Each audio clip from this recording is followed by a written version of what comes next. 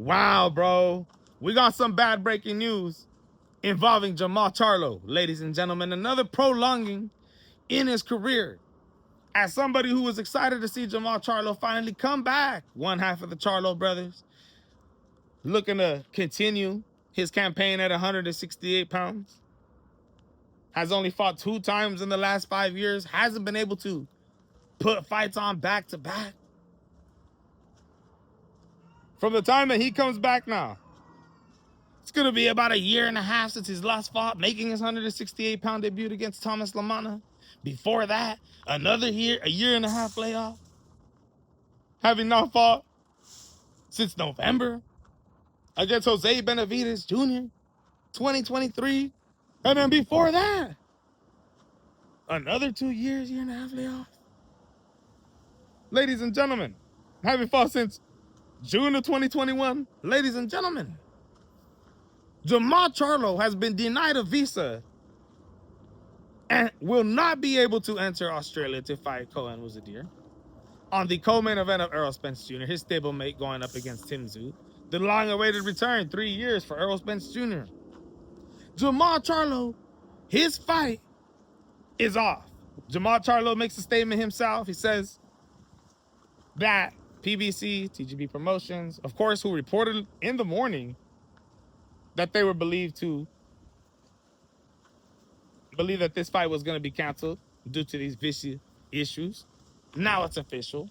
But he says that we should be getting some news very soon involving him, which is great because we don't want to see this guy put on the shelf for another year. All because a fight got canceled, ladies and gentlemen. Hopefully, now with the DAZN deal and everything, hopefully they can get this guy on one of these cards coming up. Jermall Charlo is a great addition to any card. Former IBF junior middleweight champion, former WBC middleweight champion of the world, undefeated, 34-0, 23 wins coming by way of knockout. He's 36 years old. He's on the back end of his career. But the addition of him in the 168-pound division is so exciting when you got fighters like Canelo Alvarez and Christian Mbili fighting for the WBC title. Imagine Jermall Charlo versus one of them. I mean, yeah, imagine. We were supposed to see Jermall Charlo versus Canelo Alvarez back in the days. He didn't end up being able to make that fight. And Jermall Charlo, his brother, stepped in, former undisputed 154-pound king. Y'all remember? Okay, so Jermall Charlo, possible fight with the winners out of that. You've got the WBO super middleweight champion in Hamza Shiraz. Could you imagine Jermall Charlo versus Hamza? My goodness. You've got the IBF champion that a lot of people don't want to fight. Tough for everybody, big for the division, skilled in Osleys Iglesias. And you've got Jaime Munguia. Could you imagine? Jaime Munguia versus Jermall Charlo, ladies and gentlemen. Now that, for the WBA super middleweight title, now that would be an absolutely sensational, exciting fight. There's a lot of exciting fights still out there for Jermall Charlo as he was looking to make his return. But now is suffering another prolonging in his career.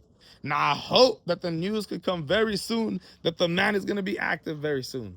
Hopefully they're able to maybe still keep the same opponent in Cohen Wazir, have him come over to the United States. He was preparing for a fight. He's not fighting now, so I'm sure if they offer them the fight to come to the United States, he'll take it.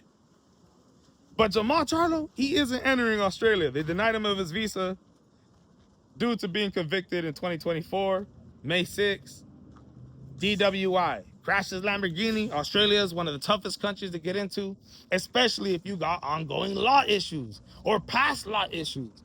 Bill Haney was having a tough time getting in, wasn't even allowed until they granted him a last-minute entry to be able to watch his son and be in the corner of Devin the Dream Haney versus George Kambosos, the first fight. Bill Haney having served prison time for being involved in a drug ring back in the days, ladies and gentlemen. Australia was like, hell nah, that wasn't even in the 2000s.